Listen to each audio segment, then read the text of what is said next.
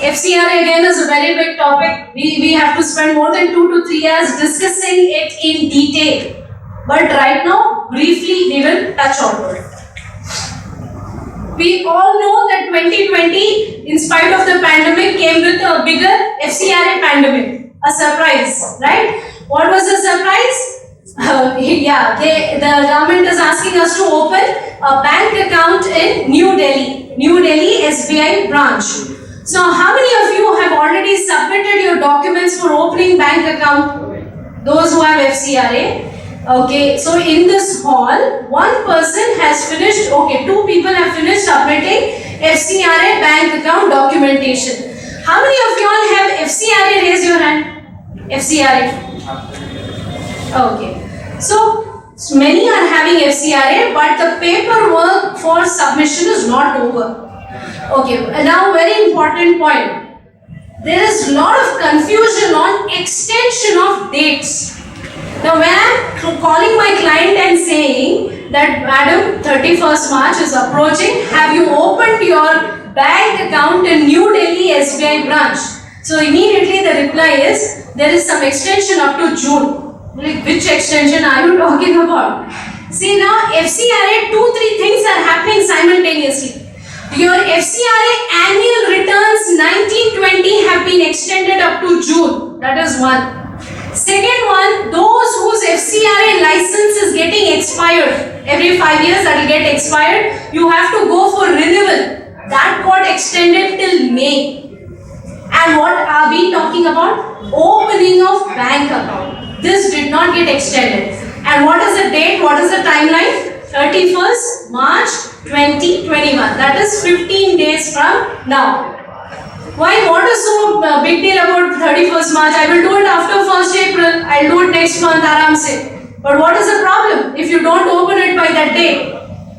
All the FC funds, foreign contribution that has to come from 1st April will be freezed. It cannot come in the existing account. That is the problem. So if I do not rush and open my account by 1st April, I will not have funds with me from 1st April onwards. The government is not allowing you to take the money in existing account. That is the problem. So that's why we should be in a hurry.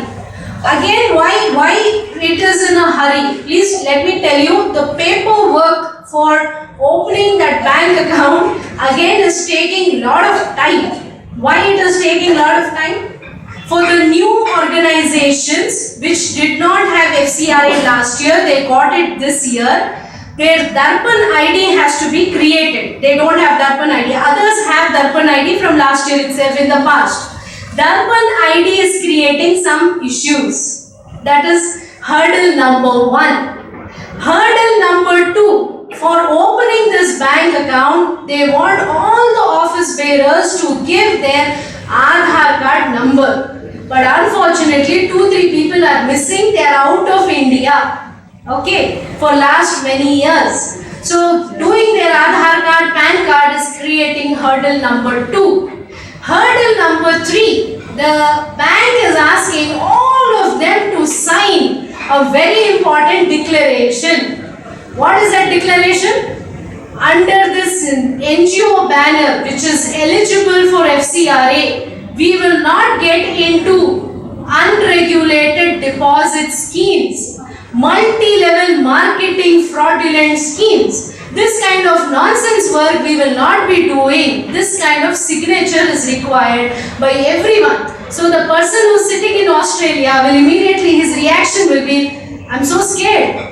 If I sign this paper and tomorrow I realize that the NGO did something like that, I will be subject to prosecution. I don't even want to sign. Resign me from this organization. Appoint someone else. That is the reaction of the people.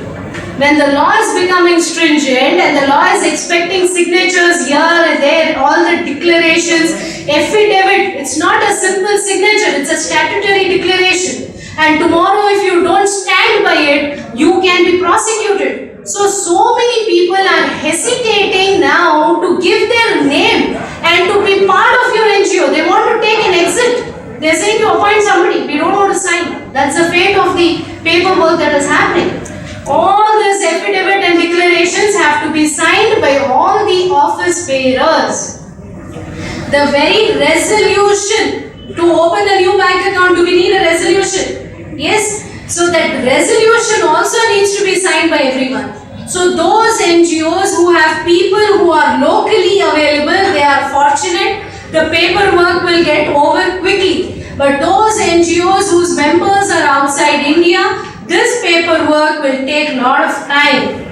And if you have not initiated this process, then it will create a lot of hurdles for you. So this is very important issue that we have to discuss. And along with this, the government is also allowing you to simultaneously operate two accounts. One is this FCRA designated account, which is in New Delhi. We are not going to New Delhi, we are just submitting the papers here. The account is getting opened in New Delhi. This is going to be the receiving account. But I don't like SBI. SBI is very slow. I want to use some other account. No problem. You create or you tag another account in any bank of your choice as a utilization account. No problem. Go ahead. You can have any utilization account. But please don't forget to inform Ministry of Home Affairs about these bank accounts which you have opened. How do I inform? Shall I write a mail to them? No. There's a procedure. There's a form. You have to fill that form within 15 days because we are all so happy that bank account khul gaya. We go and report to our management. Bank account is open. Go ahead. But please don't forget, after opening the bank account, one more formality is left. What is that formality? Informing the Ministry of Home Affairs through the proper form. Okay, next one. Okay, now see, from 1st April, the New Delhi branch, which is receiving your money, I don't know, it's like a control account, they receive there and then they pass it on to you. When they are receiving it there, they are saying, please be very clear about this. Name of the beneficiary, name, account number, address and country of residence of donors. At the stage of receipt itself, they want complete information about the donor. See, I am into my profession. We do this quarterly filing of FCRA returns for our clients. We look at the bank statement and we ask our client, there's a credit of 2 lakh rupees in your FCRA. Please tell me the details of the donor. I have to fill it in that quarterly return. That client will take 3 days time. Because some donors are regular donors. We are affiliated to some NGO, they will keep on sending money, we have their details. But sometimes, when you publicize your activity in the social media, etc., somebody likes your concept, they end up crediting your money to you.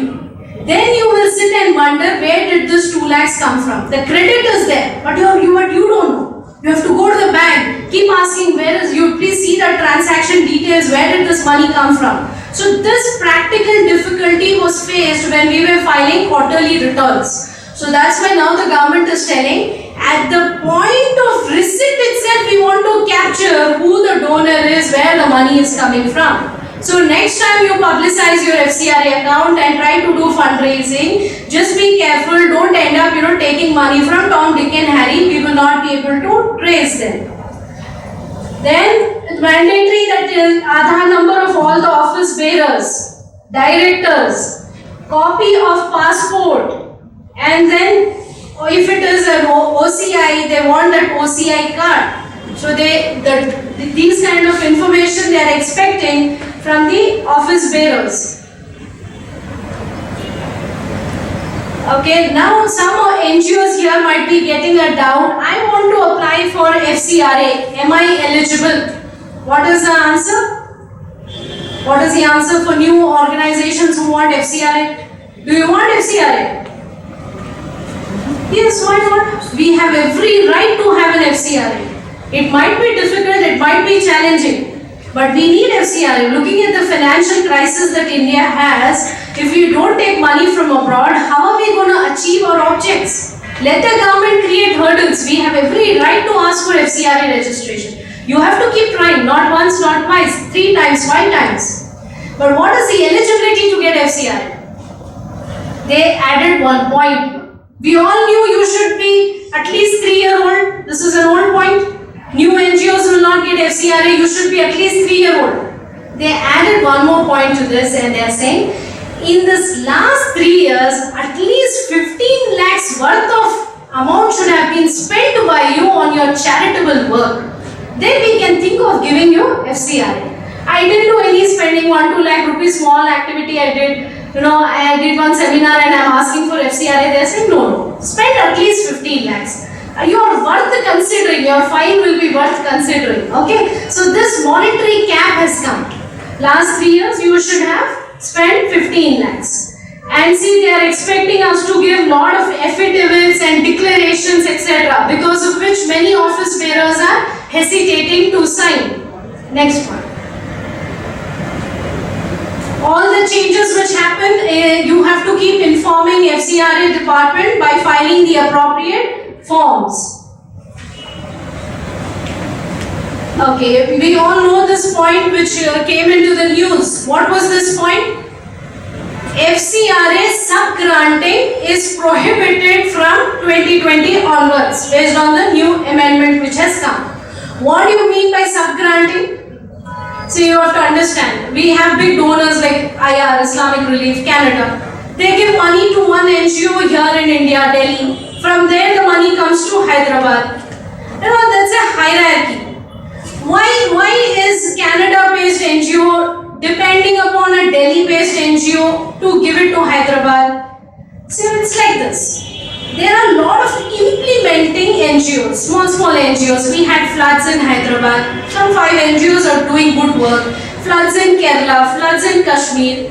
So this Delhi-based NGO should identify affected areas, should identify some good reputed NGO as an implementing agency. And then they will say, we will give 5 lakhs to you, 5 lakhs to you, 5 lakhs to you. All of you implement this project. Report it to us, give us a utilization certificate, we will report to Canada. This is the pattern in which the FCRA work happens in India. Now government says, we don't like sub-granting. We don't like this Delhi concept. You want to implement, you have to take money directly from Canada and you have to do it. So Canada should directly give it to Hyderabad and Hyderabad should execute the project. Do you think by sitting there they will be able to monitor? So difficult. So this is what the amendment came. No sub-granting. So in this scenario, Canada will now design it like this. The implementing amount will come to you. The monitoring amount will go to Delhi. There will be 2 separate MOUs. There will be 2 separate contracts. One contract directly with the implementing agency. One contract with the Delhi agency to monitor your work. That's how they have to divide into. So this requires a lot of planning. Yeah, and this cap which has come, we cannot spend more than 20% on admin expenses as per FCRA. If you want to spend more than 20%, prior permission is required. However, salaries, there's a huge definition of what is to be included in admin and what is to be excluded. We have to see there. For educational institutions and hospitals, the salary paid to teachers and the amount paid to doctors is not coming in admin expenses. So be careful. What is admin? You discuss with your auditor and decide how do you present this expenditure. So I think it was a huge marathon session, continuously going on. But now I give it to you. You have some question and answers. You can questions for us. We will definitely answer.